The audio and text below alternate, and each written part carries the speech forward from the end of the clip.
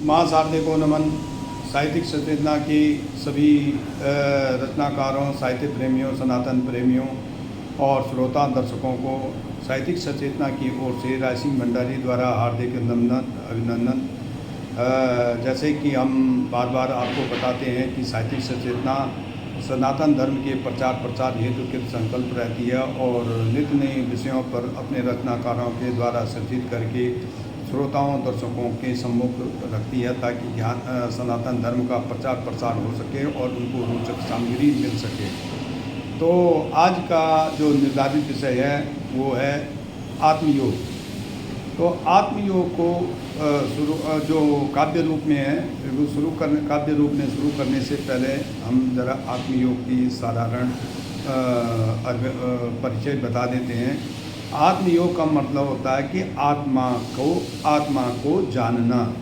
हम अपनी आत्मा को जानेंगे तभी हम परमात्मा को पहचानेंगे। ये आत्मयोग है। और आत्मयोग जो है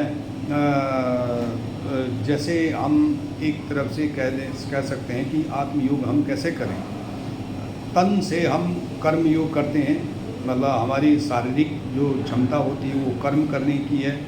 जैसे हम कर्म करते हैं तो हमारे अंदर ज्ञान का संवेदना प्रकट हो जाती है, ज्ञान का प्रकाश आने लगता। कोई काम हम अगर करते हैं तो उसमें क्या है, हमें ज्ञान मिलने लगता है। तो ऐसे ही ईश्वरीय ज्ञान की प्राप्ति हमें कर्म से होने लगती है।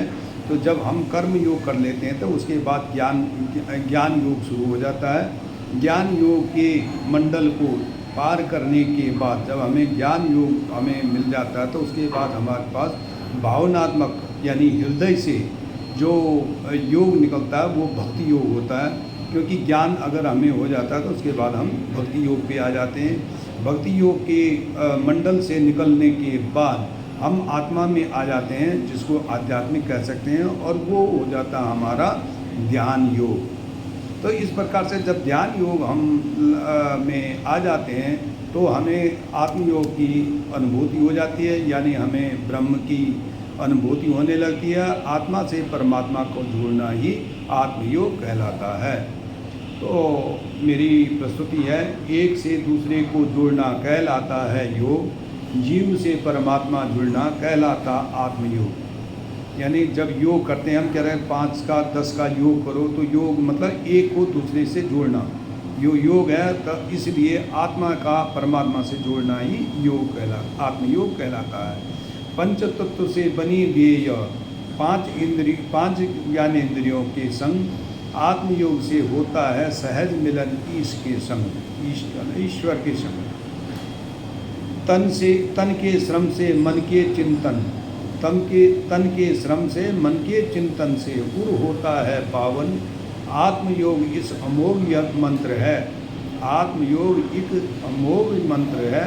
आत्मा कर्ता नूतन। आत्मयोग से तन की शुद्धि, आत्मयोग से तन की शुद्धि, मन के आवेगों की वृद्धि, आत्मा से चेतना जगती, इससे आरोग्यता की आवृत्ति, प्रभु के निकट पहुंचना ही आत्मयोग कहलाता है। जीव जगत सब नश्वर है, ये आत्मयोग बतलाता है। प्रकृति पदार्थ और प्राण भी सब परमात्मा की माया है। प्रकृति पदार्थ और प्राण भी सब ईश्वर परमात्मा की माया है। जड़ के तन को जिसने अभी तक सम्मोहन में भरमाया है। कर्म योग से ज्ञान योग तक, कर्म योग से ज्ञान योग तक, ज्ञान योग से भक्ति योग, फिर ध्यान योग है संभव, सबसे सर्वोपरि है आत्मयोग। अविष्ट ज्ञान और अविष्ट ध्यान है, अविष्ट ज्ञान है और अविष्ट ध्यान है आत्मयोग का सार। जीवन का मूल रहस्य क्या है, यही आत्मयोग का आधार। आत्मयोग है वह दीप जो अज्ञान के तम को मिटाए। आत्मयोग है वो दीप जो अज्ञान के तम को मिटाए, ज्ञान का आलोक फैलाए, आध्यात्म के रंग भराए। तो इस प्रकार से आपने देखा होगा आत्मयोग का मतलब ईश्वर से साक्षात करना, या आत्मयोग का मतलब अपनी आत्मा को जानना। तो ये इस प्रकार आप समझ गए होंगे। धन्यवाद। राय सिंह भंडारी, गुड़गांव।